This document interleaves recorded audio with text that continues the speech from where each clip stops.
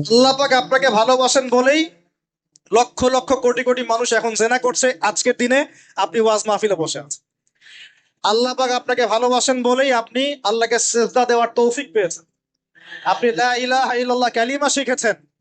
আপনি এই যে কোরআন পড়তে শিখেছেন, কোরআন পড়ছেন, হাদিস পড়ছেন, নবীর দ্বীনের প্রতি মহব্বত আছে। আল্লাহ আপনাকে ভালোবাসেন বলেই হচ্ছে।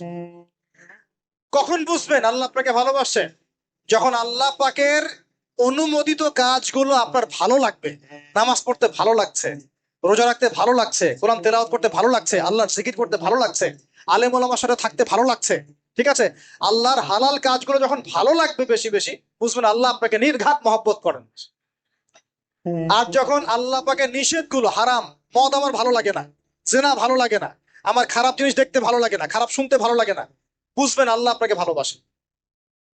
আর যখন দেখবেন খারাপের পিছনে আপনার ঝোঁক বেশি, দুর্নীতি করতে ভালো লাগে, সুদ খাইতে ভালো লাগে, ঘুষ খাইতে ভালো লাগে, কাউকে ঠকাইলে মনে হয় আমি স্মার্ট হয়ে গেলাম, হ্যাঁ, মানুষের টাকা আত্মসাৎ করতে ভালো লাগে, নামাজ না পড়ে ঘুম দিতে ভালো লাগে, ঠিক আছে, রমজান মাসে বিড়ি টানতে ভালো লাগে, ঠিক আছে, মেয়ের সাথে এই যে টাঙ্কি মারতে ভালো লাগে, তখন বুঝবেন যে আল্লাহ আপনাকে এখনো ভালোবাসেন, বা আপনি আল্লাহর ভালোবাসা পাওয়ার যোগ্যতা হারিয়ে ফেলেছেন। আল্লাহ পাক আমাদেরকে বোঝার তৌফিক দান করুন। এখন আসি, আল্লাহ পাক এবং তার রাসূল আমাদেরকে এমন কি কি কাজ বলেছেন যেই কাজগুলো করলে আমরা সরাসরি আল্লাহর ভালোবাসা পাবো ইনশাআল্লাহ। জানার দরকার আছে কি নাই? আমি অল্প কয়েকটা কাজ বলে শেষ করছি। এক নাম্বার, আল্লাহ এবং তার রাসূল আমাদেরকে জানিয়েছেন আমরা যদি তাওহীদের উপর থাকতে পারি, একত্ববাদ, লা ইলাহা ইল্লাল্লাহ, আল্লাহর ভালোবাসা পাবো ইনশাআল্লাহ। যে ব্যক্তি শিরকের পাপে লিপ্ত আছে সে আল্লাহর ভালোবাসা পাবে না, পাবে না, পাবে না, যতক্ষণ না সে তওবা করে ফিরে আসছে। অতএব আল্লাহর ভালোবাসা পাওয়ার জন্য এক নাম্বার কাজ কি ভাই? আল্লাহর তাওহীদের কালিমা লা ইলাহা ইল্লাল্লাহ এর উপর থাকা, শিরক বাদ দেওয়া। শিরক সম্পর্কে জানার জন্য একটা বই পড়েন, কিতাবুত তাওহীদ। কি নাম বললাম? কিতাবুত তাওহীদ। একটাই পড়েন, দেখবেন ইনশাআল্লাহ শিরক কাকে বলে, কত প্রকার, কি কি, কোন কোন কাজ করলে শিরক হয়, সব জানতে পারবেন ইনশাআল্লাহ। এই বইটা একটু কঠিন, এই বইটার ব্যাখ্যা বের হয়েছে। ব্যাখ্যা যুক্ত বই কিনবেন এবং যেগুলো বুঝবেন না ওলামায়ে কেরামকে জিজ্ঞাসা করবেন, কারণ সবগুলো কিন্তু বুঝতে পারবেন। এক নাম্বার। দুই, নবী সাল্লাল্লাহু আলাইহি ওয়াসাল্লামের অনুসরণ করলে আল্লাহ আমাদেরকে ভালোবাসবেন। দলিল, আল্লাহ পাক সূরা আলে ইমরানের মধ্যে বলছেন 31 নম্বর আয়াতে, আল্লাহ বলছেন কুল, হে নবী আপনি বলে দিন, ইন কুনতুম তুহিব্বুনাল্লাহ, তোমরা যদি, হে আদম সন্তান, হে উম্মতে মুহাম্মাদী, তোমরা যদি আল্লাহর ভালোবাসা পেতে চাও, ফাত্তাবিউনি, তোমরা আমাকে অনুসরণ করো। কাকে? আমাকে বলতে কাকে? রাসূলুল্লাহ সাল্লাল্লাহু আলাইহি ওয়াসাল্লামকে। তাহলে কি হবে? ইউহিব্বুকুমুল্লাহ, আল্লাহ পাকও তোমাদেরকে ভালোবাসবেন। বলে সুবহান। আল্লাহ আমাকে ভালোবাসবেন ইনশাআল্লাহ। আর কি? ইয়াগফির লাকুম যুনুবাকুম, আল্লাহ পাক তোমাদের সমস্ত গুনাহ মাফ করে দিবেন। আল্লাহু গফুরুর রহিম, আল্লাহ পাক পরম করুণাময়, অসীম দয়ালু। তার মানে আল্লাহকে পাওয়ার, আল্লাহর ভালোবাসা পাওয়ার দুই নাম্বার কি মাধ্যম? নবী সাল্লাল্লাহু আলাইহি ওয়াসাল্লামের সুন্নত অনুযায়ী জীবন গড়া। ভাই শুরু করব কোত্থেকে? শুরু করবেন চেহারা থেকে। কোত্থেকে? চেহারায় দাড়ি ছেড়ে দিব ইনশাআল্লাহ, রাজি আছি তো? গোফ ছোট করে ফেলবো ইনশাআল্লাহ, রাজি আছি তো ইনশাআল্লাহ? চেহারায় সেজদার দাগ থাকবে ইনশাআল্লাহ, তার মানে নামাজি হতে হবে, ঠিক আছে? পোশাক পরিচ্ছদ হবে রাসূলুল্লাহ সাল্লাল্লাহু আলাইহি ওয়াসাল্লামের মতো ঢিলে ঢালা, মুত্তাকিদের পোশাক। চুল হবে কার মতো? মেসি নেইমারের মতো, নাকি রাসূলুল্লাহ সাল্লাল্লাহু আলাইহি ওয়াসাল্লামের মতো? এখনকার ছেলে পেলে মা আমি করব, আমার নবী এইভাবে ওযু করতেন, এইভাবে করব, আমার নবী এইভাবে ইস্তেনজা করতেন, পেশাব পায়খানা করতেন, ওইভাবে করব। এই যে এখনকার ইংলিশ টয়লেট, এই ইংলিশ টয়লেটে বসে নবীর মতো ইস্তেনজা করা যায় না। যাবে? ওলামায়ে কেরামকে জিজ্ঞাসা করেন, নবী সাল্লাল্লাহু আলাইহি ওয়াসাল্লাম বাম পায়ে ভর দিয়ে ইস্তেনজা করতেন। কোন পায়ে? এখন বসেন ইংলিশের উপরে, বাম পায়ে কেমনে বসবেন? সম্ভব? ওই যে আমি বলি, এটা মজা করে বলি, কষ্ট থেকেও বলি, একদম বৈশ্বিক পলিটিক্যাল সিস্টেম থেকে শুরু করে বাথরুমের টয়লেট পর্যন্ত সবকিছুই চলছে পশ্চিমা আদর্শ। এখন সবকিছু, এভরিথিং, এভরিথিং, একদম বাথরুমের কমোড পর্যন্ত। এখন তো কমোডও উঠাই দিছে, এখন সামনে একটা বালতি রেখে দেয় গামলার মতো, এখানেই পেশাব করতে হয়। দেখেন নাই মনে হয় আপনারা, দেখবেন অচিরেই এগুলো আসতেছে সামনে, দাঁড়ায় দাঁড়ায় বসার কোনো সুযোগ নাই। আর সবগুলো মাপ সমান। আর কারো হাইট যদি 6 ফুট, কারো 5 ফুট হয়, তখন কি হবে? অ্যাডজাস্ট করতে হবে ধরে ধরে তখন, নাকি? যুবকরা বুঝতে পারছে, তখন কাউকে লম্বা হতে হবে, কাউকে খাটো হতে হবে, মাপ তো সমান। আর সবার মাপ যদি সমান না হয় এখন কি হবে? হ্যাঁ, আল্লাহ পাক বোঝার তৌফিক দান। এগুলো শয়তানি না বলেন? এগুলো শয়তানি না বলেন? বসে ইস্তেঞ্জা করতে হয় না? বসে ইস্তেঞ্জা না, এই যে পেশাবের ছিটা ফোটার কারণে কবরে আযাব হয় না? আপনারা হাদিসে জানেন না? নবীজি একটা কবরের পাশ দিয়ে যাচ্ছেন, তিনি থেমে গেলেন। থেমে গিয়ে বলছেন, এই কবর দুটোতে আযাব হচ্ছে। কি হচ্ছে? কবরের আযাব। তিনি জানলেন কেমন করে? আল্লাহ পাক তাকে জানিয়েছেন, আল্লাহ পাক তাকে খবর দিয়েছেন এই কবর দুটো কি হচ্ছে? আযাব। নবীজি বলছেন এই কবর দুটোতে বড় কোনো পাপের কারণে আযাব হচ্ছে না। সাহাবীরা বলছেন, তাহলে কি কারণে হচ্ছে ইয়া রাসূলুল্লাহ? তিনি বলছেন, একজন পেশাব পায়খানা করে, পেশাব করে, স্পেশালি পেশাব করে এই ছিটা ফোটা থেকে সে সতর্ক থাকতো না। পেশাব করে, ওই যে বলেন আমাদের ছেলেরা, প্যান্ট খারাপ ভাই, নামাজে নামাজে যেতে পারবো না। নামাজে ডাকলে বলে ভাই প্যান্ট নষ্ট। তোমরা ভালো করে হাদিসে শোনো, এই ব্যক্তি বড় কোনো পাপ করে নাই, সে পেশাব করার পরে পবিত্র হতো না, মানে এর ছিটা ফোটা থেকে সাবধান থাকতো না, এই কারণে কবরে আযাব দেওয়া হচ্ছে, বলেন নাউজুবিল্লাহ। অন্য হাদিসে নবীজি বলছেন বেশিরভাগ কবরের শাস্তি পেশাবের ছিটা ফোটার কারণে হয়ে থাকে। আস্তাগফিরুল্লাহ, বলেন নাউজুবিল্লাহ। এই টয়লেট গুলোর মধ্যে পেশাবের ছিটা ফোটা লাগে না? তো এই কোরআনের মধ্য দিয়ে আল্লাহর ভালোবাসা পাওয়া যাবে ইনশাআল্লাহ। সর্বশ্রেষ্ঠ নফল আমলের মধ্যে একটা হচ্ছে কি? আল কোরআন তেলাওয়াত করা। আল্লাহ পাক আমাদেরকে তেলাওয়াত করার তৌফিক দান করুন। তিনটা বললাম। 4 নাম্বার, বেশি থেকে বেশি আল্লাহর জিকির করা। কি করা ভাই?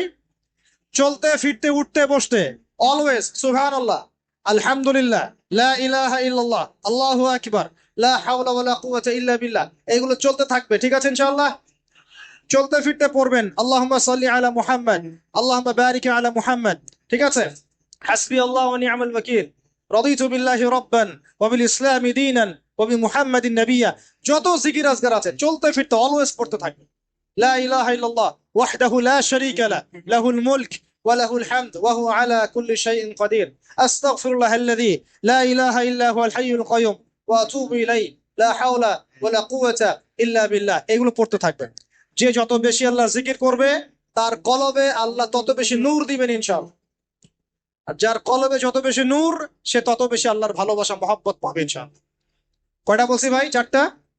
1 নাম্বার কি ছিল? তাওহীদ। 2 নাম্বার নবীর সুন্নত। 3 নাম্বার বলেন কোরআন তেলাওয়াত করা। 4 নাম্বার বেশি বেশি আল্লাহর জিকির করা। 5 নাম্বার, স্পেশালি 5 নাম্বার, বেশি বেশি আল্লাহর কাছে তওবা করা। কি করা? যে আল্লাহর কাছে তওবা করে আল্লাহ তাকে মহব্বত করেন। আলহামদুলিল্লাহ, যে আল্লাহর কাছে তওবা করে আল্লাহ তাকে মহব্বত করেন। আমাদের নবীজি প্রত্যেক দিন 70 থেকে 100 বার আল্লাহর কাছে তওবা করতেন। বলেন সুবহানাল্লাহ। পারা যাবে তো ইনশাআল্লাহ? 6 নাম্বার, 6 নাম্বারটা হচ্ছে বেশি বেশি নামাজ আদায় করা। কি করা? আল্লাহকে পাওয়ার জন্য শ্রেষ্ঠ মাধ্যম হচ্ছে সেজদা করা। কি করা? আর সেজদা করা হয় সবচেয়ে শ্রেষ্ঠ ভাবে নামাজের মধ্য দিয়ে। কিসের মধ্য দিয়ে? ওয়াদা করতে পারি তো ইনশাআল্লাহ 5 ওয়াক্ত নামাজ পড়বো রেগুলার। আচ্ছা, এই দুনিয়াতে যত কিছু আছে, এই দুনিয়ার আকাশ বাতাস নদী নালা পানি অক্সিজেন সবকিছু কার জন্য সৃষ্টি করা হয়েছে? গরু ছাগলদের জন্য, মানুষের জন্য? মূল দায়িত্ব কার? মূল অধিকার কার? মানুষের নয় কি? তাহলে এই এই পুরো বিষয়গুলো কি আল্লাহ পাকের ভালোবাসার বহিঃপ্রকাশ নয়? হ্যাঁ। আচ্ছা, এবার আসেন, আল্লাহ পাক আদম আলাইহিস সালামকে সৃষ্টি করে সমস্ত নাম শিক্ষা দিয়েছেন। এই যে নাম শিখানো মানে জ্ঞান শিখানো, এই জ্ঞান শিখানোটা কি আল্লাহর দয়া ভালোবাসা নিদর্শন নয়? একটু ধরায় দিচ্ছি আপনাদেরকে। এবার সামনে আসেন, আল্লাহ পাক ফেরেশতাদের সামনে তাকে উপস্থাপন করলেন, করে বললেন সব সব ফেরেশতা তোমরা যারা আছো সেজদা করো আদমকে। এই যে আমাদের পিতাকে সম্মানিত করা হচ্ছে, এটা কি ভালোবাসার বহিঃপ্রকাশ নয়? এবার আমাদের পিতাকে সম্মানিত করা হলো, ইবলিস সেজদা করলো না, সে কিয়াস করলো, বাতিল কিয়াস যুক্তি দিল আমি তার চেয়ে শ্রেষ্ঠ ইত্যাদি। আল্লাহ পাক ইবলিসকে অভিশপ্ত করলেন, আমাদের পিতা তাকে জান্নাতে রাখলেন। এই যে জান্নাতে রাখলেন, এটা কি আল্লাহ পাকের ভালোবাসা নয়? এবার আল্লাহ পাক আদম আলাইহিস সালামের পাঁজর থেকে সৃষ্টি করলেন তার স্ত্রী হাওয়া আলাইহিস সালামকে। ওই যে শুরুতে বলেছি, স্রষ্টা একা থাকতে পারলেও সৃষ্টি কি পারবে? এই জন্য আদম আলাইহিস সালামের পাঁজর থেকে তার স্ত্রীকে সৃষ্টি করা হয়েছে। উভয়ের মাঝখানে ভালোবাসা দিয়ে দেওয়া হয়েছে। বলেন সুবহানাল্লাহ। এই জেনা ভালোবাসা নিদর্শন নয়, বিয়ে শাদী হচ্ছে ভালোবাসার নিদর্শন। আল্লাহ পাক বলেছেন সূরা রুমের মধ্যে, ওয়াজআলা বাইনাহুমা মাওয়াজ্জাতা ওয়া রাহমা, আমি আল্লাহ স্বামী স্ত্রীর মধ্যে ভালোবাসা এবং হৃদ্যতা সৃষ্টি করে দিয়েছি। বলেন সুবহানাল্লাহ। তার মানে এই হারাম সম্পর্ক যেটা দেখছেন, এটা হলো একটা জেনার পথ। আর যখন আমরা হালাল ভাবে বিয়ে শাদী করবেন, আপনারা করবেন, তখন দেখবেন আল্লাহ পাকের পক্ষ থেকে ভালোবাসা সৃষ্টি হয়ে যাবে ইনশাআল্লাহ তাআলা। অতএব ওয়াদা করতে পারি তো আল্লাহর কাছে যে নিজের চরিত্রকে পবিত্র রাখবো ইনশাআল্লাহ, হারাম কোনো সম্পর্কে যাব না ইনশাআল্লাহ, কোনো সহি প্রেমেও যাব না ইনশাআল্লাহ। এটা সহি প্রেম আবার কি জিনিস? দিনী ভাই দিনী বোনের মধ্যে এখন প্রেম চলে, এগুলো হয় না মাঝে মাঝে? এগুলোও বন্ধ, এগুলো বন্ধ করতে হবে। হালাল উপার্জনের সোর্স হয়ে গেলেই, হালাল উপার্জনের সোর্স হয়ে গেলেই দিনদার মেয়ে দেখে বিয়ে করে ফেলবেন ইনশাআল্লাহ তাআলা।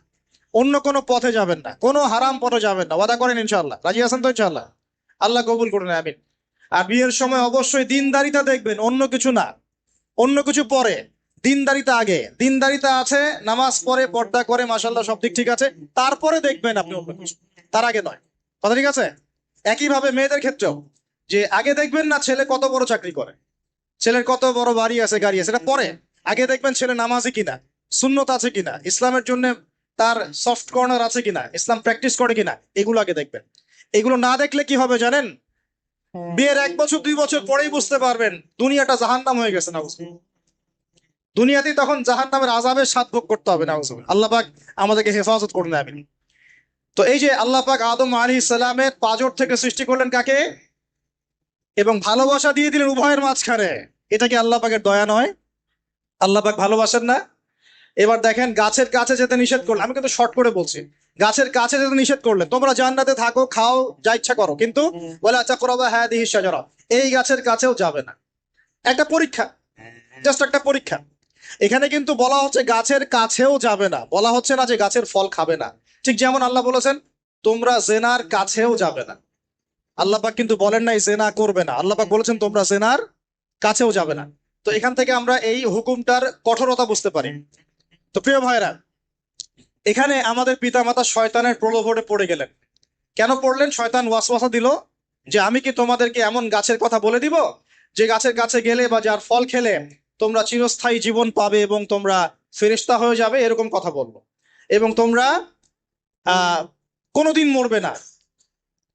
হাল আদুল্লুকা আলা শাজারাতিল খুলদি ওয়া মুলকিন লা ইয়াবলা, এই দুটো ওয়াসওয়াসা, চিরস্থায়িত্বের ওয়াসওয়াসা এবং অমরত্বের ওয়াসওয়াসা দিয়ে আমাদের পিতামাতাকে নিয়ে গেল। এখন আমাদের পিতামাতা কি ফল খেয়েছিলেন কি খান নাই? আচ্ছা, এখন আল্লাহ পাকের দৃষ্টিতে অন্যায় হয়েছে কিনা? এরপরে আমাদের পিতামাতা কি করলেন? বললেন রব্বানা যালামনা আনফুসানা ওয়া ইল্লাম তাগফির লানা ওয়া তারহামনা লানাকুনান্না মিনাল খাসিরিন। এই যে দোয়াটা তারা করলেন, এই দোয়াটা করার পরে আল্লাহ পাক কি তাদেরকে মাফ করে দিয়েছেন কি দেন নাই? বলেন, কথা বলেন। আল্লাহ পাক মাফ করে দিয়েছেন কি দেন নাই? এই যে অন্যায় করার পরেও আল্লাহ যে ক্ষমা করে দেন, মানে গুনাহ করার পরেও যে আদম সন্তানকে আল্লাহ পাক মাফ করে দেন, এটা কি আল্লাহ পাকের রহমত, দয়া কি নয়? আচ্ছা, এটা আল্লাহ পাকের নিদর্শন ছিল ভালোবাসার। এরপর আল্লাহ পাক দুনিয়াতে পাঠিয়ে দিলেন, কারণ এটা পরীক্ষা। দুনিয়াটা পরীক্ষার জায়গা, পরীক্ষা দিচ্ছি আমরা এখানে। এখন পরীক্ষা ক্ষেত্রে কি আল্লাহ পাক আমাদেরকে একা ছেড়ে দিয়েছেন? আল্লাহ পাক কি আমাদেরকে একা ছেড়ে দিয়েছেন? না। আল্লাহ পাক দুনিয়াতে পাঠিয়ে আমাদেরকে গাইডলাইন দিয়েছেন কিনা, কিভাবে চলতে হবে, কি করা যাবে কি করা যাবে না, কিভাবে চলবো কিভাবে চলবো না। আল্লাহ পাক কি ওহী নাজিল করেছেন কিনা?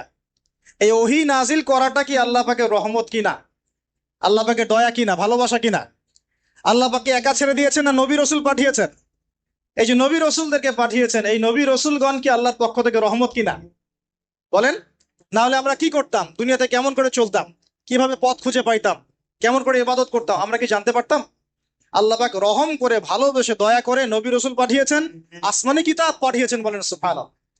এখন এই নবীদের সিলসিলায় আল্লাহ পাক যে সর্বশেষ নবী মুহাম্মদ সাল্লাল্লাহু আলাইহি ওয়াসাল্লামকে পাঠিয়েছেন, এইটা দয়া কিনা? এটা আল্লাহ পাকের দয়া নয়? আল্লাহ পাকের রহমত নয়? আল্লাহ পাক কি বলেন নাই যে তিনি হচ্ছেন রাহমাতুল লিল আলামিন, তিনি পুরো বিশ্ব জগতের রহমত নয় কি? আচ্ছা, এখন আমাদেরকে যে আল্লাহ পাক নবী মুহাম্মদ সাল্লাল্লাহু আলাইহি ওয়াসাল্লামের উম্মত বানালেন, এটা কি আরো বড় রহমত কিনা? বলেন তো। জান্নাতে যাবে 120 কাতার মানুষ। কত কাতার? 120 কাতার মানুষ ইন টোটাল জান্নাতে যাবে। তার মধ্যে উম্মতে মুহাম্মাদের কত কাতার জানেন? 80 কাতার। কত কাতার? বলেন সুবহানাল্লাহ। তাহলে এটা কি আল্লাহ পাকের দয়া নয়? আল্লাহ আমাদেরকে ভালোবাসেন না? আচ্ছা, আল্লাহ পাক যে আমাদের কাছে তাওরাত, জাবুর, ইনজিল না পাঠিয়ে আল কোরআনের মতো কিতাব পাঠিয়েছেন, যে কিতাবে সমস্ত সমাধান আছে, এটা আল্লাহ পাকের রহমত, দয়া নয়, ভালোবাসা নয়? আচ্ছা, এখন আল্লাহ পাক দুনিয়াতে চলার জন্য আমাদেরকে জীবন দিয়েছেন, হায়াত দিয়েছেন, সুস্থতা দিয়েছেন, পরিবার দিয়েছেন, আমাদের ব্যবসা বাণিজ্য দিয়েছেন, আমাদের স্ত্রী সন্তান দিয়েছেন, আমাদেরকে চলাফেরা করার ক্ষমতা দিয়েছেন। একটা চোখ নষ্ট হয়ে গেলে বুঝতে পারে মানুষ যে কত কষ্ট হচ্ছে, একটা পা না থাকলে বুঝতে পারে কত কষ্ট হচ্ছে। এই করোনার সময় যারা শ্বাস নিতে পারে নাই তাদের কত কষ্ট হয়েছে। সুস্থ আছি, সুন্দর আছি, পরিবার আছে, আল্লাহ রিজিক দিচ্ছেন, তিন বেলা খাওয়াচ্ছেন, কাপড় দিচ্ছেন, শিক্ষার ব্যবস্থা করছেন, ইবাদত করার সুযোগ দিচ্ছেন, গুনাহ করলেও আবার মাফ করে দিচ্ছেন। এই সবকিছুকে আল্লাহ পাকের ভালোবাসা নয়? এই ভালোবাসাগুলো কি নিঃস্বার্থ ভালোবাসা না স্বার্থ ভিত্তিক ভালোবাসা? এই আল্লাহ পাকের কোনো স্বার্থ আছে? আল্লাহ পাক আমাদের কাছে কিছু চান? রিজিক চান? টাকা পয়সা চান? আল্লাহ পাকের যদি ইবাদত করে আমরা ছেড়ে দেই, আল্লাহর কোনো ক্ষতি হবে? আমরা ইবাদত করে ভাসিয়ে ফেললাম, আল্লাহর কোনো লাভ আছে? আল্লাহ পাকের শক্তি কি আরো বেড়ে যাবে না কমবে? নাকি যেমন আছে তেমনই থাকবে? আল্লাহ রাব্বুল আলামিনের শান শওকত কি আরো বেড়ে যাবে, নাকি আল্লাহ পাকের শান শওকত কমে যাবে? আল্লাহ রাব্বুল আলামিন যেমন, আল্লাহ পাক তেমনই থাকবেন, তাই নয় কি? আল্লাহ পাকের যে বিশাল খাজানা আছে, আমরা যদি ইবাদত করে ভাসিয়ে ফেলি, খাজানা কি বেড়ে যাবে? আমরা যদি সবাই ইবাদত করা ছেড়ে দেই, খাজানা কমে যাবে? আল্লাহ পাকের কোনো স্বার্থ আছে আমাদের ভালোবাসার? কোনো স্বার্থ নাই। তাহলে আল্লাহ পাক এই পুরো বিশ্ব জগৎ সৃষ্টি করেছেন নিঃস্বার্থ ভাবে, তার স্বার্থ ছাড়া। এত অসংখ্য নেয়ামতে আমাদেরকে ভর্তি করে রেখেছেন আমাদের স্বার্থে, তার কোনো স্বার্থ নাই। কোন স্বার্থ আছে? এই পরীক্ষায় পাশ করলে আমরা আবার জান্নাতে যাবো ইনশাল্লাহ। ওই জান্নাতে যাওয়ার পরে কি আমাদের স্বার্থ থাকবে না আল্লাহ পাকের স্বার্থ থাকবে? যে আল্লাহ পাক আমাকে যে জ্ঞান দিয়েছেন, আল্লাহ পাক আমাকে যে লিমিটেড জ্ঞান দিয়েছেন, এই জ্ঞান দিয়ে আমি আগামীকাল কি হবে সেটা বলতে পারি না। বলতে পারি? যে মানুষের জ্ঞান এতই ক্ষুদ্র যে আগামীকাল তার সাথে কি হবে সে বলতে পারে না, সেই মানুষের পক্ষে কি এই অদৃশ্যের জগৎ সম্পর্কে এত গভীর জ্ঞান লাভ করা সম্ভব? মানুষের জ্ঞান কি অসীম না আল্লাহ পাকের জ্ঞান অসীম? এখন সেই অসীম সত্তার পক্ষ থেকে যখন কোনো ওহী আসে, কোনো তথ্য সংবাদ আসে, তাহলে আমি কি সেই জ্ঞানকে পেনিট্রেট করতে পারবো? বরং আমার উচিত হবে সেই তথ্যকে বিশ্বাস করা এবং তার সামনে আত্মসমর্পণ করা। তাহলে আমি ধর্মান্ধ হয়ে সবচেয়ে স্মার্ট মানুষ হয়েছি। যারা আল্লাহ পাকের ওহিতে বিশ্বাস করে সে হচ্ছে সবচেয়ে স্মার্ট মানুষ। কারণ আল্লাহ পাকের ওহির সব জ্ঞান তো আমি ভেদ করে যেতে পারবো না। কারণ আমি তো আগামীকাল কি হবে তাই জানি না। আগামীকাল কি হবে তাই যে জানে না, সে কিভাবে পরকালের জীবনকে ব্যাখ্যা করবে? কিয়ামতের মাঠে কে কোথায় দাঁড়াবে, কার হাসর কোথায় হবে, কে জান্নাতে যাবে কে জাহান্নামে যাবে, আমি কি বলতে পারবো? কার সাথে কোন ফেরেশতা আছে, কার সাথে কি আকৃতির শয়তান আছে, শয়তান তাকে কিভাবে ওয়াসওয়াসা দেয়, কবরে কি আযাব হয়, আত্মা কাকে বলে, স্বপ্নে মানুষ কেন দেখে হাসে কাঁদে, স্বপ্ন কিভাবে সত্যি হয়, এরকম অনেক প্রশ্ন আছে গায়েবের। এগুলোকে আমরা ব্যাখ্যা করতে পারবো? অতএব গায়েবে বিশ্বাস না করলে কেউ মুমিন হতে পারে না। আর আল্লাহ রাব্বুল আলামিন এই গায়েবের খবর জানেন। এই গায়েবের খবর থেকে আল্লাহ আমাদেরকে যতটুকু তথ্য দিয়েছেন এতটুকু আমরা জানি। এর বেশি আমরা জানি? আচ্ছা, মায়ের গর্ভে যখন সন্তান, তখন ফেরেশতা লিখে দিচ্ছেন এক, তার হায়াত কতটুকু হবে, ব্যাস লিখা হয়ে গেছে। লিখা হয়ে গেছে মানে যা হায়াত, যা অপচয় করেছেন তো করেছেনই। এখন সারা জীবন যদি মাথাটা ঠুকরে ঠুকরে কাঁদেন, তাও ওই অপচয়কৃত দিনগুলো ফিরে আসবে না। শিক্ষা নিবেন না এখান থেকে? 30 বছর চলে গেছে মানে 30 বছর আল্লাহর নাফরমানি করেছেন, সারা জীবন মাথা ঠুকরে কাঁদলেও ওই 30 বছর ফিরে আসবে না। আসবে যুবক ভাই? অতএব কি করা উচিত? ফিরে আসা উচিত নাকি এভাবেই চলতে থাকবে? লিখা হয়ে গেছে, পারবেও না কমবেও না। দুই, রিজিক কি কি পাবেন, আপনার রিজিক সব লিখা হয়ে গেছে। আল্লাহ রাব্বুল আলামিন 6 দিনে মহাবিশ্ব সৃষ্টি করে মহাবিশ্বের সব জায়গায় যার যার কাজ তাকে বুঝিয়ে দিলেন। কোন গ্রহ কি কাজ করবে, কোন সৌরজগৎ কেমন করে চলবে, দুনিয়া কিভাবে ঘুরবে, সূর্য কিভাবে উঠবে, চাঁদ কিভাবে আসবে, কোন মাখলুক কি কাজ করবে, আর ফেরেশতাদের কাজ কি হবে, ইত্যাদি ইত্যাদি। আল্লাহ পাক সমস্ত কাজ বুঝিয়ে দিলেন। সূরা আলিফ লাম মিম সেজদা, হামিম সেজদার মধ্যে আছে, পড়ে দেখবেন। আল্লাহ পাক পুরো মহাবিশ্বের দায়িত্ব বন্টন করে দিলেন। এবার আল্লাহ রাব্বুল আলামিন কি করলেন শোনেন। আল্লাহ রাব্বুল আলামিন বলছেন, এই পুরো মাখলুক কায়নাত সৃষ্টি করার পর আল্লাহ পাক তার রহমতকে 100 ভাগে ভাগ করলেন। কত ভাগে? আল্লাহ পাকের দয়া, রহমত, ভালোবাসাকে 100 ভাগে ভাগ করলেন। ভাগ করে এক ভাগ, মাত্র এক ভাগ আল্লাহ পাক পুরো মহাবিশ্বে ছড়িয়ে দিলেন। বলেন সুবহানাল্লাহ। বাকি 99 ভাগ রহমত আল্লাহ পাক তার কাছে রাখলেন। এই 1 ভাগ ভালোবাসার কারণেই এই 1 ভাগ ভালোবাসার কারণেই এই যে সন্তান কান্না করলে মায়ের বুক ফেটে যায়, সন্তান অসুস্থ হলে বাবার বুক ফেটে যায়, যেই বাবা সহজে চোখের পানি কাউকে দেখায় না, সেই বাবা জায়নামাজে দাঁড়িয়ে চোখের পানি ছাড়তে থাকে। এই 1 ভাগ রহমতের কারণে আমরা দেখি যে রাস্তার কুকুর পর্যন্ত তার বাচ্চাকে চাটে, আদর করে, মহব্বত করে। এই 1 ভাগ রহমতের কারণে আমরা আমাদের স্ত্রীদেরকে মহব্বত করি, স্ত্রীকে সুখে রাখার জন্য জীবনটা পর্যন্ত বিলিয়ে দেয়, সকাল থেকে রাত পর্যন্ত। কোনো কোনো ক্ষেত্রে হারাম পথে যেতেও দ্বিধা করি না, স্ত্রী সন্তান সুখে থাক এই আশায়, তাই না ভাই? এই 1 ভাগ রহমতের কারণে গাভী দেখবেন, গাভী তার বাচ্চাকে প্রসবের পর চাটে, গাটা চেটে পরিষ্কার করে দেয়। এই 1 ভাগ রহমতে পুরো কায়নাত টিকে আছে। আর নবী সাল্লাল্লাহু আলাইহি ওয়াসাল্লাম বলছেন বাকি 99% রহমত আল্লাহ পাক তার কাছে রেখেছেন। এই রহমত এবং ভালোবাসা দিয়ে আল্লাহ পাক কিয়ামতের মাঠে মানুষকে মাফ করবে ইনশাআল্লাহ। তার মানে বলেন আল্লাহু আকবার। তার মানে আমরা আশা করতে পারি ইনশাআল্লাহ তাআলা আমরা আল্লাহর জান্নাত পাবো ইনশাআল্লাহ। পাবো কিনা? শুধু একটা কাজ যদি উম্মত করতে পারে জান্নাত পাবে। বলে দিব কোনটা? অনেক কাজই আছে কিন্তু স্পেশাল একটা কাজ, একটা। আল্লাহ রাব্বুল আলামিন মেরাজের রাতে তার নবীকে উঠিয়ে নিয়েছিলেন, উঠিয়ে নিয়ে কাছে নিয়ে আসছেন, একদম কাছে, আর যে আরশের কাছাকাছি। নবী সাল্লাল্লাহু আলাইহি ওয়াসাল্লাম বলছেন ওই সময় তার উপর 3টা স্পেশাল ওহী করা হয়েছে। কয়টা? 3টা। একটা হচ্ছে 50 ওয়াক্ত নামাজ। কত ওয়াক্ত? এটা কমতে কমতে কমতে কত ওয়াক্ত হয়েছে? 5। 5কেও কমানোর জন্য কোন নবী বলছিলেন? মুসা আলাইহিস সালাম বলছেন 5ও পারবে না, কমাই নিয়ে আসেন। 5ও যে পারবে না, মুসা আলাইহিস সালাম কেমন করে জানলেন? তার উম্মত 2 ওয়াক্ত নামাজ ফরজ। কয় ওয়াক্ত নামাজ ফরজ ছিল? ওই 2 ওয়াক্ত তার আদায় করতে পারে নাই। এই অভিজ্ঞতা থেকে তিনি বলেছেন যে আপনার উম্মত 5 ওয়াক্ত পারবে না। সত্যি না মিথ্যা কথাটা? আসলেই কি উম্মত 5 ওয়াক্ত নামাজ পড়তে পারছে? আচ্ছা, যাই হোক, আল্লাহ পাক আমাদেরকে পড়ার তৌফিক দান করুন। দ্বিতীয় ওহী হচ্ছে সূরা বাকারার শেষের 3টা আয়াত। কয় আয়াত? সূরা বাকারার শেষের 3 আয়াত ওহী করেছেন কে? আল্লাহ রাব্বুল আলামিন। কোন ব্যক্তি যদি রাতের বেলা সূরা বাকারার শেষের 3টা আয়াত পড়ে সারা রাত ইবাদত করার নেকি পাবে ইনশাআল্লাহ।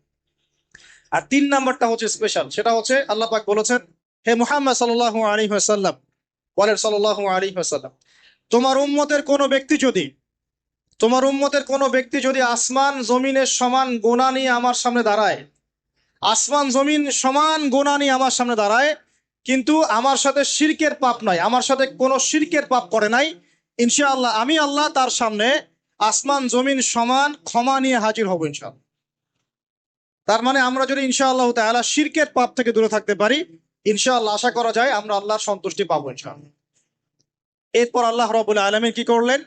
আল্লাহ রাব্বুল আলামিন পুরো মহাবিশ্ব সৃষ্টি করে সব দায়িত্ব ভাগ করে দিলেন। ভাগ করে দেওয়ার পরে আল্লাহ পাক জান্নাত জাহান্নাম সৃষ্টি করেছেন কিনা? আচ্ছা, জান্নাত এবং জাহান্নাম কার কার জন্য সৃষ্টি করেছেন বলেন?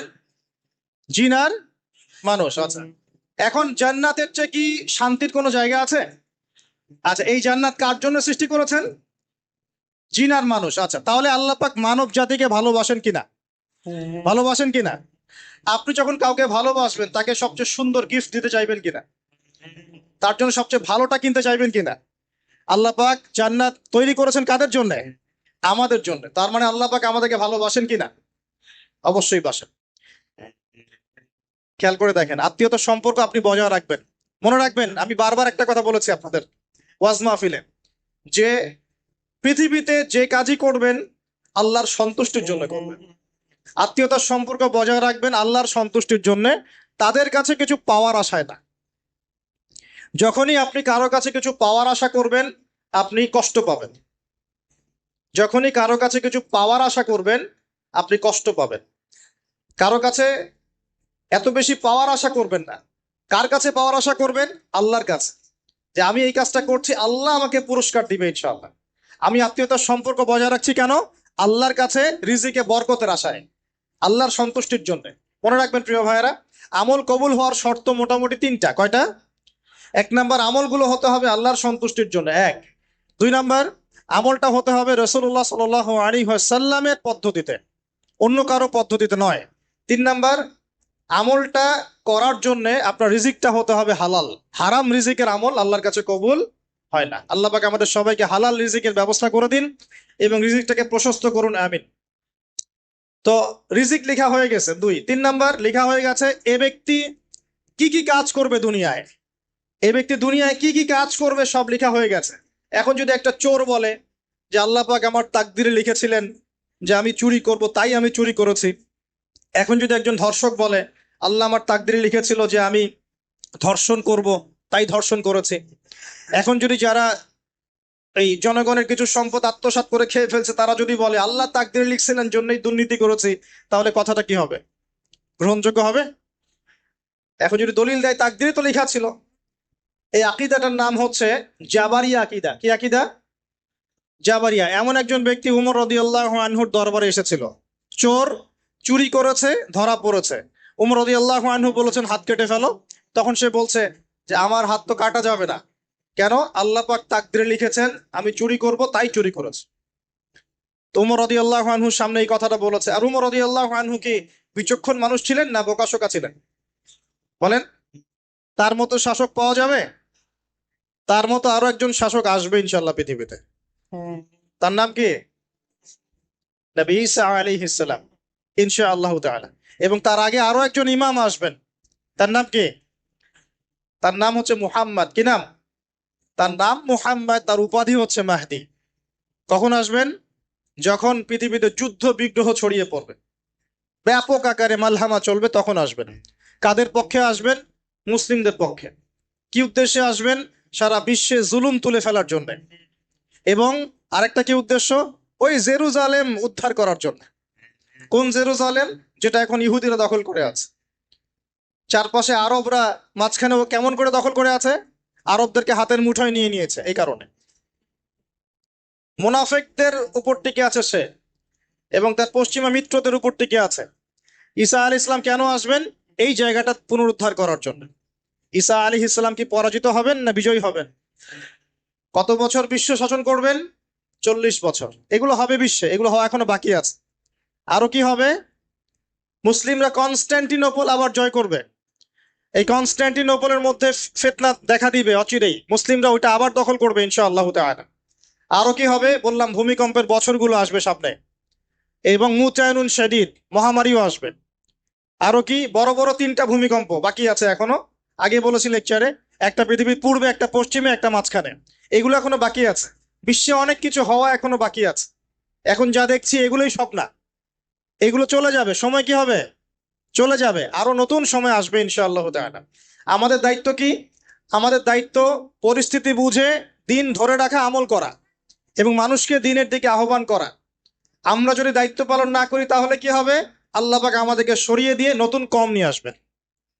আল্লাহ পাক সূরা মুহাম্মাদে বলেছেন ওয়া ইন তাতাওয়াল্লাউ, তোমরা যদি মুখ ফিরিয়ে নাও, ইয়াস্তাবদিল কওমান গায়রাকুম, আল্লাহ পাক নতুন কওমকে তোমাদের জায়গায় স্থলাভিষিক্ত করবেন।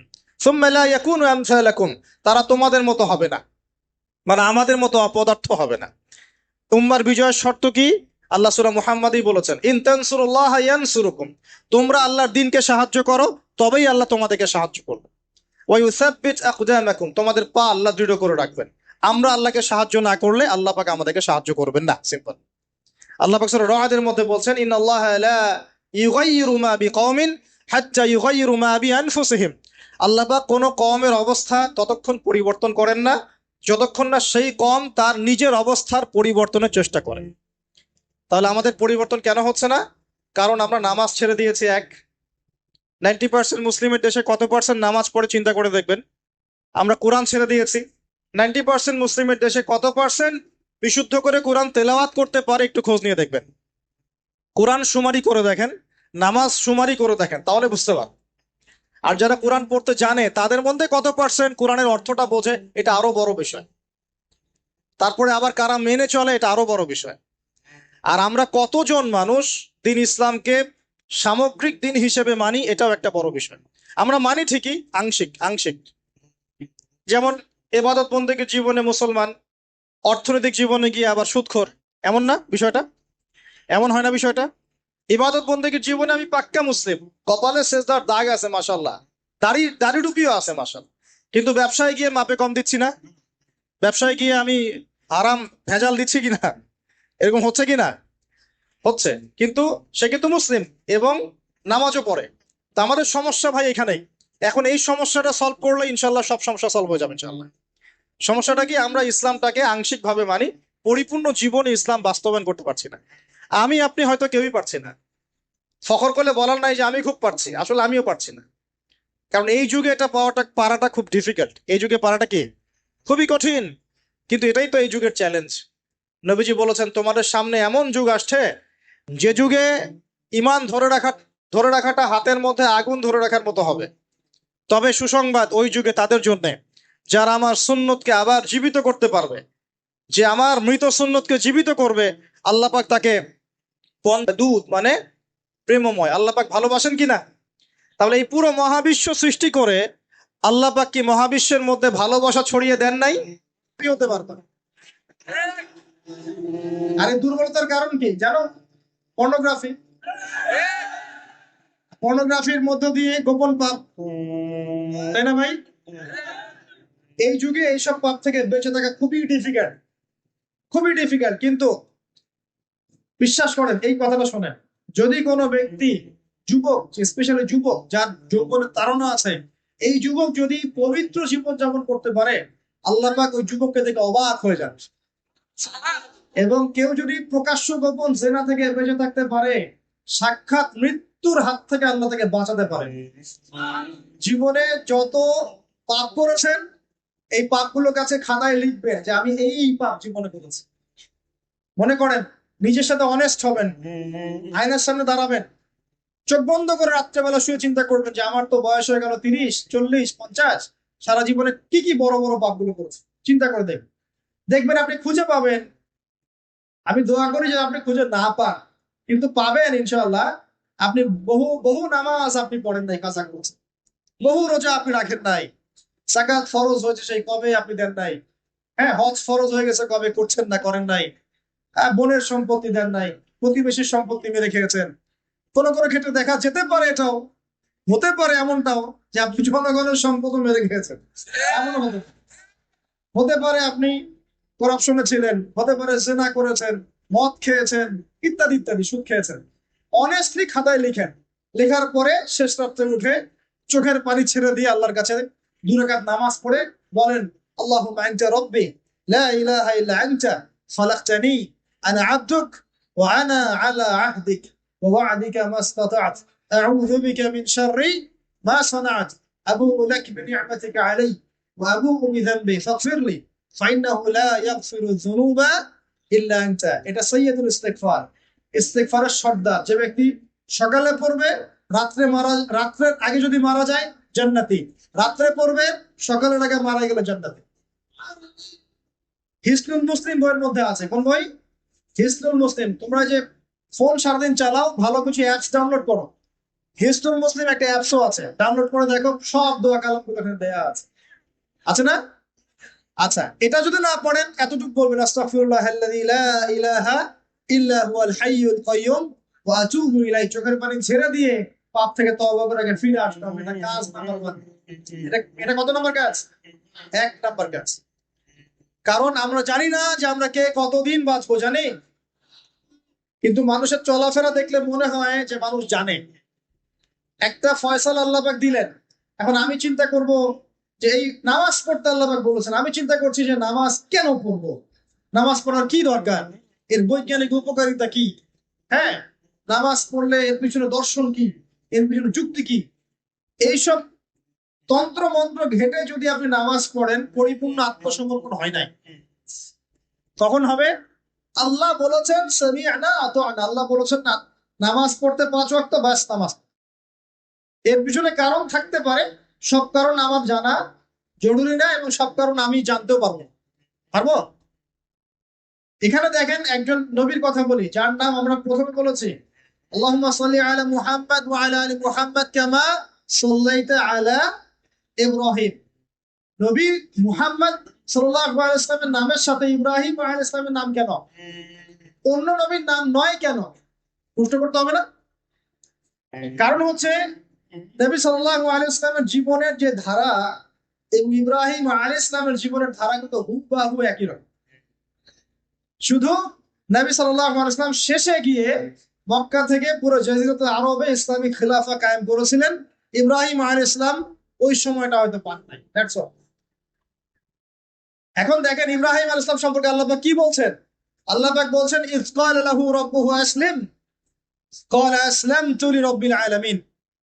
আল্লাহ পাক যখনই ইব্রাহিমকে বলেছেন আলাইহিস সালাম আত্মসমর্পণ করো, ইব্রাহিম আলাইহিস সালাম আত্মসমর্পণ করেছেন, বলেছেন আসলামতু লিরাব্বিল আলামিন, আমি জগৎ সমূহের প্রতিপালকের সামনে আত্মসমর্পণ করলাম। একটা মিসাল দিচ্ছি, তার সন্তানকে জবাই করতে বলেছিলেন, মনে আছে? সন্তান বলেছিল যে ইয়া আবাতি ফাআল মা তু'মার, হে আমার আব্বা, আপনাকে যে আদেশ করা হয়েছে আপনি তাই করেন। সাতাজিদুনি ইনশাআল্লাহু মিনাস সাবিরিন, ইনশাআল্লাহ আপনি আমাকে ধৈর্যশীল পাবেন। ইব্রাহিম আলাইহিস সালাম জবাই করার আগে কি আল্লাহকে প্রশ্ন করেছিলেন যে এর পিছনে যুক্তি কি, এর পিছনে দর্শন কি, এর পিছনে বিজ্ঞান কি? নাকি আল্লাহ আদেশ করেছেন বাস করেছেন? কোনটা? আল্লাহ পাক আদেশ করেছেন, চোখ বন্ধ করে কাজ করতে গিয়েছেন। এবং এই নবীকে আল্লাহ পাক বলছেন হুয়া সাম্মাকুমুল মুসলিমিন, তিনি তোমাদের নাম দিয়েছেন মুসলিম। তাহলে প্রথম মুসলিম কে পাচ্ছি আমরা এখানে? প্রথম সারির মুসলিম কে পাচ্ছে? ইব্রাহিম আলাইহিস সালাম, যিনি আল্লাহ আদেশ আসলেই বাস্তবায়ন করতে চলে যান। এর নাম প্রকৃত মুসলিম, আত্মসমর্পণ করা। আমরা কি সবকিছুর সামনে আত্মসমর্পণ করতে পারছি? যদি পারতাম তাহলে ইবাদত বন্দেগীর জীবনে পাক্কা মুসল্লি হয়ে অর্থনৈতিক জীবনে পাক্কা সুদখোর কেন হচ্ছে? আমরা নামাজ পড়ি না? নামাজ 5 ওয়াক্ত করি মাশাআল্লাহ, কিন্তু ব্যবসা করতে গিয়ে মাপে কম কেন দেই? ব্যবসা করতে গিয়ে আমি মজুদদারি কেন করি? আমি অন্যকে কেন ঠকাই? কেন ভেজাল মিশাই? পণ্যের সাথে ভেজাল কেন মিশাই? অর্থনৈতিক জীবনে গিয়ে আমি সুদ কেন খাই? ঘুষ কেন নিব? দুর্নীতি কেন করব যখন আমি 5 ওয়াক্ত নামাজ পড়ি? তার মানে কি জানেন? তার মানে আমরা এই আয়াতের উপর আমল করতে পারি নাই। কোন আয়াত? আল্লাহ পাক বলছেন উদখুলু ফিস সিলমি কাফা, তোমরা পরিপূর্ণরূপে ইসলামে প্রবেশ করো। এটা আয়াত আমল হয়েছে? কখন পরিপূর্ণ প্রবেশ হবে? যখন জীবনের প্রতিটা ক্ষেত্রেই আমরা ইসলাম পালন করতে পারবো। ইসলামকে শুধু ইবাদত বন্দেগীর জীবনেই, খালি নামাজ রোজা হজ জাকাতের নামই কি ইসলাম? ব্যবসা ইসলাম নাই, পরিবারে নাই, অর্থনীতির মধ্যে নাই, রাজনীতির মধ্যে তো নাই। এটাতে থাকার দরকার নাই। এটা আমরা যা ভালো বুঝি তাই। এখানে ইসলামের হেদায়েতের দরকার নাই। এখানে পশ্চিমে অনেক তন্ত্র আছে, সেকুলারিজম আছে, ডেমোক্রেসি আছে, কমিউনিজম আছে। ইসলামের প্রয়োজন আছে? কোনো দরকার নাই। এটা আমরা মুখে বলি ঠিকই, কিন্তু আসলে বাস্তবে কি করা সম্ভব হয়? 100% হয় না, কিন্তু হবে ইনশাআল্লাহ। কবে হবে? যখন ইমামুল মাহদি আসবেন ইনশাআল্লাহ। কবে হবে? যখন ঈসা ইবনে মারইয়ামকে আল্লাহ আবার পাঠাবেন ইনশাআল্লাহ। তখন আমি একটা ভবিষ্যৎবাণী বলে যাই, এটা আমার ভবিষ্যৎবাণী না। কে বলেছেন? রাসূলুল্লাহ সাল্লাল্লাহু আলাইহি ওয়াসাল্লাম। কিয়ামত হবে না যতক্ষণ পর্যন্ত না ঈসা ইবনে মারইয়ামকে আল্লাহ পাক পাঠাচ্ছেন এবং তিনি একজন ন্যায়পরায়ণ শাসক হবেন, যিনি 40 বছর এই বিশ্বে ন্যায় বা শান্তি প্রতিষ্ঠা করবেন। কে বলেছেন এটা? মুহাম্মদ সাল্লাল্লাহু আলাইহি ওয়াসাল্লাম। কোথা থেকে শাসন পরিচালনা করবেন? বাংলাদেশ থেকে? উত্তর না। কোথা থেকে? যেই জায়গাটার মানে আমাদের মালিকানার জায়গা, সেখান থেকে আমাদের মুসলিম ভাই বোনদেরকে আজকে নির্মম নির্যাতন করে বের করে দিয়েছে না? ওই জেরুজালেম থেকে ইনশাআল্লাহ তাআলা তিনি সারা বিশ্বে ইসলাম প্রতিষ্ঠা করবেন ইনশাআল্লাহ। বিশ্বাস করেন? এটা সত্য কথা। এখনকার অবস্থা থেকে বোঝা যায়। এখন তো মনে হচ্ছে ইসলামের সাথে বিশ্বের শাসনের সাথে মুসলিমদের কোনো সম্পর্কই নেই, তাই মনে হয় না? কিন্তু এমনটা থাকবে না ইনশাআল্লাহ। বিশ্বাস করেন, এমনটা থাকবে না। হয়তো আমি অপদার্থ একজন মানুষ, আমি অপদার্থ, হয়তো আমরা অনেকে অপদার্থ, আমাদের দ্বারা হচ্ছে না, কিন্তু আল্লাহ পাক এমন একটা প্রজন্ম নিয়ে আসবেন ইনশাআল্লাহ, যারা আল্লাহ পাকের জমিনে আল্লাহর দিনটা প্রতিষ্ঠা করবে ইনশাআল্লাহ। দিন পালন আর প্রতিষ্ঠা এক জিনিস নয়। প্রতিষ্ঠা মানে হচ্ছে কাঁচা পাকা সমস্ত বাড়ির মধ্যে কালিমা লা ইলাহা ইল্লাল্লাহ প্রবেশ করবে। এমনটাও হাদিসে এসেছে, একটা কাঁচা বাড়ি বাদ থাকবে না, একটা পাকা বাড়িও বাদ থাকবে না যেখানে আল্লাহ পাক তাওহীদের কালিমা লা ইলাহা ইল্লাল্লাহ প্রবেশ করাবেন না। আমরা কি ইসলামের এই বিজয় চাই? সত্যি চাই তো? তাহলে আজকে অ্যালার্ম দিব আর রাত্রেবেলা খেলা দেখতে উঠে যাবো ইনশাআল্লাহ, নাকি ভাই? এই বিজয় চাইলে কি লাগবে আমাদের? আমরা পশ্চিমা সংস্কৃতি অনুসরণ করব, ওদের মতো করে তেলাপোকা ছাড় দিব নাকি? তেলাপোকা ছাড় বোঝেন নাকি? মাথায় মনে হয় কিছু কিছু ইঁদুর আর তেলাপোকা ছেড়ে দিয়েছে, চেটে চেটে চুলগুলো এগুলো থেকে নাই করে দিয়েছে, সামনে এখানে একটু চুল আছে মাত্র। তেলাপোকা ছাড় যুব সমাজ করছে না? কাপড় চোপড়, পোশাক পরিচ্ছদ, তামাদ্দুন, তাহসিব সবকিছু পশ্চিমাদের থেকে নেওয়া হচ্ছে না?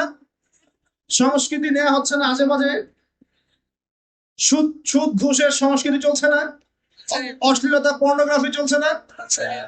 বেলাল্লাপনা বেহায়াপনা চলছে না? বেপরদামি চলছে না? এগুলো করতে থাকলে কি আমরা সেই বিজয়ী জাতি হতে পারবো কিনা? আমার বলা একটা প্রশ্ন আপনার কাছে, আমি তো আপনাকে কিছু চাপাই দিতে পারবো না, পারবো? একজন দায়ী বা একজন আলেম বা যে বললেন তার কাজ কতটুকু? এতটুকু, এই 2 লাইন, ফাযাক্কির, তুমি উপদেশ দিবে, ইন্নামা আনতা মুযাক্কির, তুমি উপদেশ দাতা, লাস্তা আলাইহিম বিমুসাইতির, তুমি মানুষের উপরে দারোগা নও। আমরা কি দারোগা? শুধু প্রচার করা। যে ব্যক্তি রিসিভ করবে, কবুল করে নেবে, আল্লাহ তাকে দুনিয়াতেও সম্মানিত করবে ইনশাআল্লাহ, পরকালে করবে।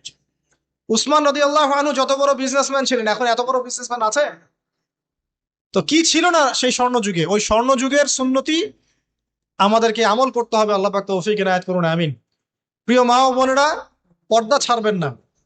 আপনাদের জন্য 4টা কাজ: স্বামীর আনুগত্য করা, লজ্জাস্থানের হেফাজত করা, আপনার 5 ওয়াক্ত সালাত ঠিকঠাক মতো আদায় করা এবং রমজান মাসে সাওম রাখা।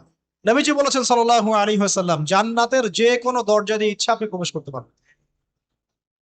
আপনার জন্য সহজ। আর স্বামীর আনুগত্য বলতে আমি বুঝাইনি স্বামীর দাসত্ব করতে হবে, এটা বলিনি। এখনকার কিছু ফ্যামিলিস্ট মেয়ে আছে, ওরা আনুগত্য শব্দ মনে হয় যে দাসত্ব মনে হয়। আনুগত্য দাসত্ব এক জিনিস না। আনুগত্য কি? স্বামী কোরআন সুন্নাহর অনুকূলে কোনো কথা বলেছে, আপনি মানবেন। স্বামী বলছে পর্দা করো, তোমাকে ভালোবেসে বলছি তুমি পর্দা করো, তুমি আমার অনেক প্রিয় একজন মানুষ, তুমি বেপর্দায় বাইরে যাবা, লোকজন দেখবে, কেমন হয়? ঠিক আছে, তোমাকে তো আমি বিয়ে করেছি, তুমি আমার মানুষ, তোমাকে দেখবে কেন? ঠিক আছে। তো এখন স্বামী ভালো কথা বলেছে, আপনি শুনলেন, এটা আনুগত্য। আর ওই স্বামী যদি বলে আসো তো আমার কলিগরা এসেছে, ওকে খাবার সার্ভ করতে হবে, আসো খাবারটা পরিবেশন করো, এখন আপনি বেপর্দা হয়ে আপনার স্বামীর কলিগের সামনে খাবার পরিবেশন করতে শুরু করলেন, এটা কি আনুগত্য করতে হবে? এটা তখন আপনি আনুগত্য করবেন না। সিম্পল, কোরআন সুন্নাহর অনুগত কাজে আপনি স্বামীর আনুগত্য করবেন, বিপরীতে গেলে আপনি করবেন না। স্বামীর আনুগত্য মানে স্বামীর দাসত্ব নয়। আর এই হাদিসটা আপনি কেন ভুলে যান যে আল্লাহ রাসূল সাল্লাল্লাহু আলাইহি ওয়াসাল্লাম বলেছেন, আল্লাহ ছাড়া যদি কাউকে সেজদা করা যেত, সম্মান বুঝাচ্ছেন, আল্লাহ ছাড়া যদি কাউকে সেজদা করা জায়েজ হতো, আমি মেয়েদেরকে বলতাম যেন স্বামীকে সেজদা করে। কেন? কারণ আপনাকে রেসপন্সিবিলিটি, আপনার খাবার, আপনার ফুড, আপনার শেল্টার, আপনার মানে পুরো দায় দায়িত্ব নিজের হাড় ভাঙা পরিশ্রম দিয়ে, জীবনের ঝুঁকি নিয়ে স্বামী আপনার জন্য করে। সে আপনার সম্মান পাওয়ার যোগ্য তো? সে কি আপনার সম্মান পাওয়ার যোগ্য নয়? আপনি যদি সম্মানের হক আদায় না করতে পারেন তাহলে আপনি অকৃতজ্ঞ। আর অকৃতজ্ঞ মেয়ে কখনো জান্নাতে যাবে? একটা হাদিসে আছে, বেশিরভাগ মেয়ে জাহান্নামে যাওয়ার অন্যতম কারণ হচ্ছে তারা স্বামীর সাথে কুফুরি করে। কি করে? মানে সারা জীবন স্বামী ভালোবেসে যায়, ভরণ পোষণ দিয়ে যায়, সব চাহিদা পূরণ করে যায়, একদিন দেখবেন কথা কাটাকাটি হয়েছে, ওই দিন বলে বসবে যে তোমার কাছে আমি কিচ্ছু পাই নাই সারাদিন। এই যে কুফুরি, এই কারণে তারা জাহান্নামে যেতে পারে বেশি। আল্লাহ হেফাজত করুন। না, আরেকটা কারণ হচ্ছে যে বেপর্দা। আপনাকে 4টা মূলনীতি ফলো করতে হবে। এক, এমন কোনো পোশাক পরবেন না যে পোশাকটা আটো সাটো, যেটা পরলে আপনার গায়ের কাঠামো বোঝা যায়। এটা বোরখা হলেও পরা যাবে না। আমি কি বুঝাতে পারছি? ডিজিটাল বোরখা দেখেন নাই? দেখছেন? মাশাআল্লাহ। আর কারা কারা দেখছেন? এদিকে চোখ বেশি যায় না? আচ্ছা, এমনি দেখা যায়, চোখ দিতে হয় না, এমনি দেখা যায়। ডিজিটাল বোরখা চলবে না, ডিজিটাল বোরখা চলবে না।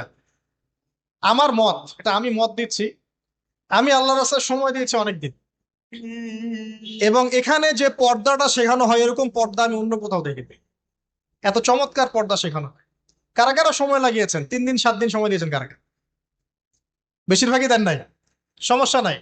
দিতে হবে, আমি বাধ্যতামূলক বলিনি আপনাকে। বলেছে এখানে পর্দা শেখানো হয়, চমৎকার পর্দা শেখানো, যে এখানে চোখটা পর্যন্ত তাদের ঢেকে রাখার তালিম দেওয়া হয়। যাই হোক, যেখানেই শেখেন শেখেন, অ্যাটলিস্ট পর্দাটা শিখলেই হলো। এমন পোশাক হবে না যেই পোশাকটা আটো যেটা পরে আপনার গায়ের কাঠামো বোঝা যায়। 2 নম্বরে, এমন পোশাক পরা যাবে না যেই পোশাকটা পরলে বাহির থেকে ভিতরের অঙ্গ দেখা যায়। দেখেছেন? দেখেন নাই? দেখছেন হুজুর? আচ্ছা, আপনারা তো সব দেখেন দেখি। তারপরে 3 নাম্বার, এমন পোশাক পরা যাবে না যেটা অমুসলিমদের সাথে সাদৃশ্য আছে। কথা বুঝতে পারছেন? অমুসলিমদের ধর্মীয় বিষয়ের সাথে সাদৃশ্য আছে এমন পোশাক মুসলিম মেয়েদের পরা যাবে না। এর মানে এই নয় যে অন্য ধর্মকে আপনি আক্রমণ করবেন, এটাও নয়। যে যার ধর্ম তাদের স্বাধীনতা মতো পালন করবে। মুসলিমরা বাধা দিবে? দিবে না। মুসলিমরা দাওয়াত দিতে পারে। কি করতে পারে? দাওয়াত দিতে পারে যে ভাই, যে লা ইলাহা ইল্লাল্লাহর কনসেপ্ট আপনাকে বুঝাচ্ছি, আল্লাহ ছাড়া কোনো মাবুদ নাই, মুহাম্মদ সাল্লাল্লাহু আলাইহি ওয়াসাল্লাম সর্বশেষ রাসূল, এই কোরআন পড়ুন, হাদিস পড়ুন, দেখুন এটাই হচ্ছে মানবতার মুক্তির সনদ। এরপর যদি সে ইসলাম কবুল করে আলহামদুলিল্লাহ, যদি না করে এর হিসাব কে দিবে? সে নিজে দিবে। এর হিসাব কি আমাকে দেওয়া লাগবে? দেওয়া লাগবে না। তো অমুসলিমদের সাথে সাদৃশ্য আছে এমন পোশাক চলবে না। আর 4 হচ্ছে, পুরুষরা মেয়েদের পোশাক পরতে পারবে না, মেয়েরা পুরুষদের পোশাক পরতে পারবে না। জি, আপনাদেরকেই বলছি, আপনারা জিন্স পরতে পারবেন না, মেয়েদেরকে বলছি, এবং টি শার্ট পরতে পারবেন না। আপনারা ওই যে যা ইচ্ছা তাই ড্রেস পরে বলবেন যে 1000 বছরের সভ্যতা সংস্কৃতি, এসব বাজে কথা চলবে না। এটা 1000 বছরে কোনোদিনও আমাদের দাদা নানিরা এগুলা এগুলা কখনো পরে নাই। পড়ছে? আপনার দাদি কখনো এরকম পরছিল শাড়ি? তো এই যে বললো 1000 বছর থেকে পরে আসতেছে নাকি। সুবহানাল্লাহ। তো এখানে বিষয়টা হচ্ছে, পুরুষ মেয়ের পোশাক পরতে পারবে না, মেয়ে পুরুষের পোশাক পড়তে পারবে না। আমি খুব সংক্ষিপ্ত করে আপনাকে কোরআন সুন্নাহ থেকে 4টা মূলনীতি বলে দিলাম। এই 4টা মূলনীতি কোরআনেও আছে, হাদিসেও আছে। আসেন, এই যে নারীর অবমাননা, এই বিষয়টা আইয়ামে জাহিলিয়াতে যেমন ছিল, এখন দেখবেন আরো বড় পরিসরে এসেছে। আসে নাই? এই যে ফ্যাশন শো, দেহের প্রদর্শনী, বিভিন্ন ফিল্মস দেখবেন, ফিল্ম ইন্ডাস্ট্রিজে দেখবেন, মিউজিকে দেখবেন, পর্নে দেখবেন, মেয়েদের দেহটাকে নিয়ে ব্যবসা করা হচ্ছে। আগে তো না হয় কন্যা সন্তান হলে জীবন্ত পুঁতে ফেলতো নাকি, এখন যদি গর্ভের বাচ্চা মেয়ে জানে, অনেকে আগেই মেরে ফেলে। বোঝেন নাই মনে হয়?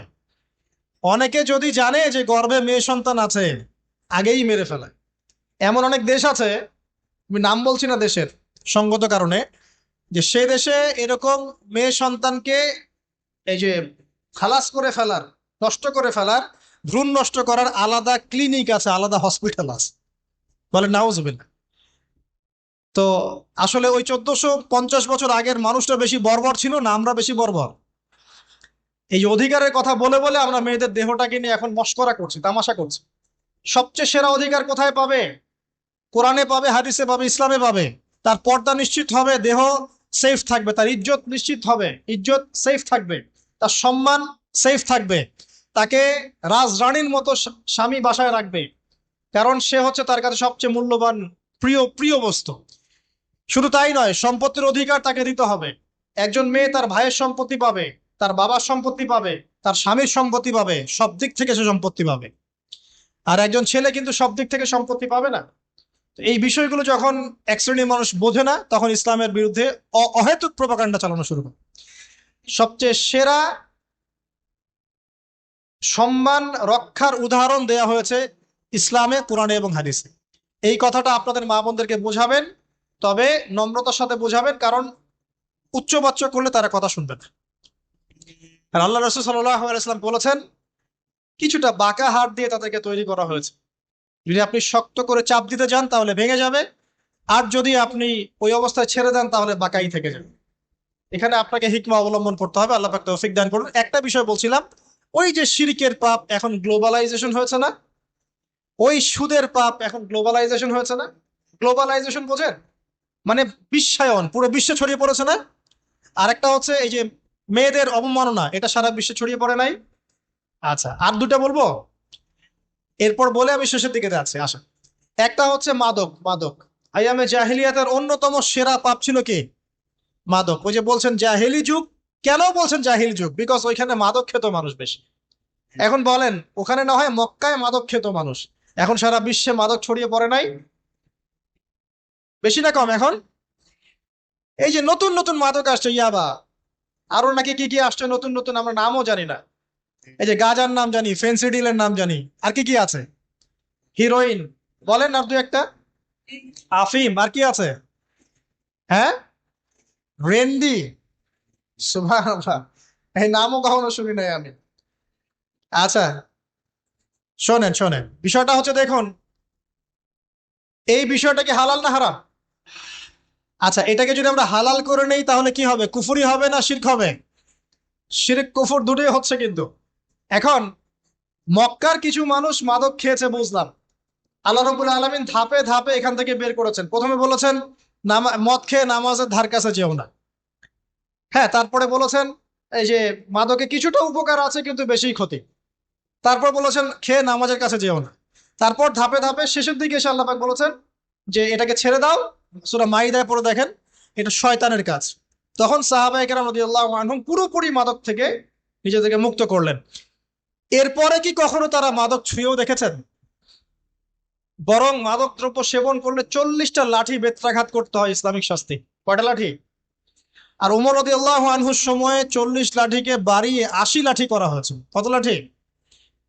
80 লাঠি। কিন্তু আরো একটা পাপের শাস্তি আছে, বলবো?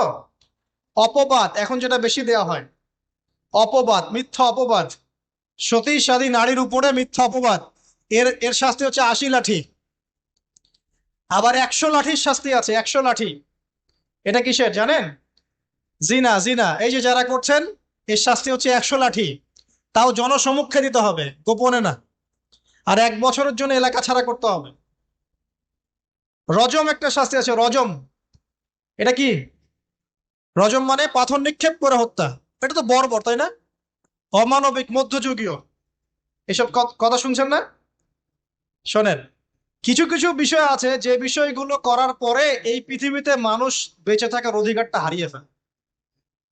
কথা বুঝতে পারছেন না মনে হয়?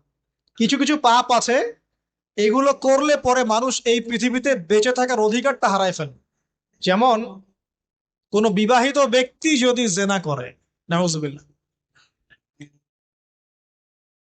কোন ছেলে যদি কোন ছেলের সাথে যৌন সম্পর্ক করে, সমকামী করে, বা এটাকে যেটা গে মানে যেটা কি বলে, সমকামিতা, ঠিক আছে, এই কাজ যদি কেউ করে, নোংরা কাজ যদি কেউ করে, কোন মেয়ে যদি কোনো মেয়ের সাথে এরকম কোনো কাজ করে, একই পাপ। এইসব পাপ করলে পরে এই পৃথিবীতে বেঁচে থাকার অধিকারটা সে হারিয়ে ফেলে। কথা কি বুঝতে পারছেন? আচ্ছা, তখন শাস্তি হচ্ছে আল্লাহ রাব্বুল আলামিন পাথর নিক্ষেপ করে হত্যা করতে বলেছেন। কারণ কারণ হচ্ছে সে এত গর্হিত একটা কাজ করেছে যেটা এই শাস্তি পাওয়ার সম্পূর্ণ যোগ্য। এবং কওমে লূত নামে যে কওম ছিল, ওই কওমটাকে আসমানে উঠিয়ে আল্লাহ পাক পাথর বর্ষণ করে এভাবেই শেষ করে দিয়েছে। জর্ডান, একটা দেশ আছে না জর্ডান, জর্ডানের পাশে ডেড সি নামে একটা জায়গা আছে, ডেড সি, মৃত সাগর।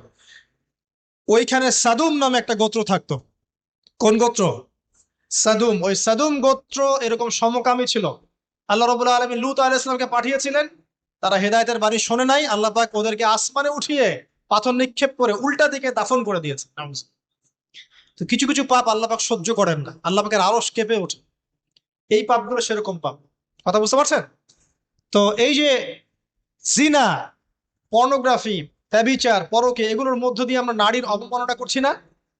এবং ধর্মের মাধ্যমেও মাঝে মাঝে করছি, যখন আমরা ধর্মের নামে মেয়েদের অধিকার দিচ্ছি না। অনেকেই সম্পত্তির অধিকার দিচ্ছেন না, অনেকেই শিক্ষিত করছেন না, অনেকেই আরো এই যৌতুক নিচ্ছেন না, যৌতুক নিচ্ছেন না অনেকেই। যে বিয়ের সময় যৌতুক নেয়, এটা তো মেয়ের উপর, মেয়ের পিতার উপর টর্চার করা, সম্পূর্ণ হারাম, সম্পূর্ণ হারাম। তারপরে দেখবেন, রিপোর্ট গুলো পড়ে দেখবেন যে এই বছর 2000 কত এটা, 22, এই 22-এই গভর্নমেন্ট রিপোর্ট অনুযায়ী নিবন্ধিত প্রায় 1339টা ধর্ষণের মামলা হয়েছে। তো এটা এখন অ্যাভেলেবল, যে কোনো সব জায়গায় ধর্ষণ হচ্ছে, এখন অ্যাভেলেবল। মানুষ এটাকে স্বাভাবিক মনে করছে, এখন নর্মাল, নর্মাল ধর্ষণ হতেই পারে, মানুষ এখন এমন মনে করছে। প্রত্যেক দিন পেপার খুলবেন, দেখবেন রেপের খবর, প্রত্যেক দিন খবর শুনবেন ধর্ষণের খবর। আর সব খবর তো আসে না, আসে হয়তো 10%, 20%, 30%, বেশিরভাগই আসে না। এলাকায় মোড়ে মোড়ে দেখবেন, গ্রামে গঞ্জে শহরে বন্দরে খালি ইফটিজিং ইফটিজিং দেখবেন, খালি ইফটিজিং। মেয়েদেরকে যৌন হয়রানি করা হচ্ছে বাসে, অটোতে, টেম্পুতে, সব জায়গায়।